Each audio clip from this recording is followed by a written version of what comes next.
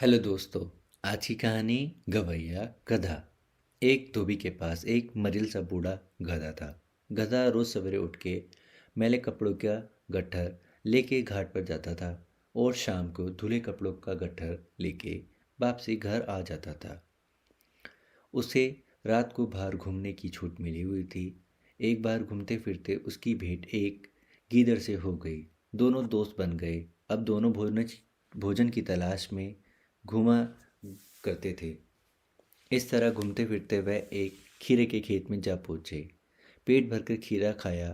दूसरी रात वह फिर वहीं गए और जी भरकर खीरा खाया। अब तो रोज ही खीरे की दावत उड़ाने लगे थे। खीरा खाकर मरियल गधा अब मोटा ताजा हो गया था। एक रात भरपेट खीरा खाने के बाद गधा मस्त हो गया और मौज में आकर गीदड़ से बोला, भतीजे देखो, आसमान की तरफ देखो, चांद कैसा चमक रहा है। आहा, कैसी सुहानी रात है। मेरा मन तो गाने कर रहा है। गीदड़ बोला, अरे कहीं गाने ही ना लगना। खेत के रखवाले ने सुन लिया तो बैठे बिठाए आफत आ जाएगी। चोर के लिए चुप ही रहना भला होता है। गधे ने कहा, क्या बात कर रहे हो जी। इतना प्यारा मौसम है और मैं बहुत खुश हूँ। मुझे अब रहा नहीं जाता। मैं तो एक बढ़िया गाना गाऊंगा आज। गीदड़ ने समझाया, ना चचा ना, मुझ मुंह बंद ही रखो तो अच्छा होगा। इसके अलावा तुम्हारी आवाज़ भी तो इतनी सुरीली नहीं है। तुम मुझसे जलते हो, गधे ने बोला। तुमको ना सुर का पता है ना ताल का पता है, तो क्या तुम संगीत की बात कर रहे हो। गीदड़ ने कहा, यह बात तो ठीक है, लेकिन इस संगीत का आनंद केवल तुमको ही आएगा। खेत वाले तो तुमको गाना सुनकर फौरन यहाँ आ जाएंगे और तुम्हें एक ऐसा उपहार देंगे जो तुम्हें जिंदगी भर याद रहेगा।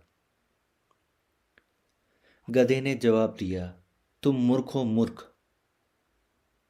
अच्छा, गाना नहीं गा सकते तो सुन तो सकते हो, सुनो मेरा गाना।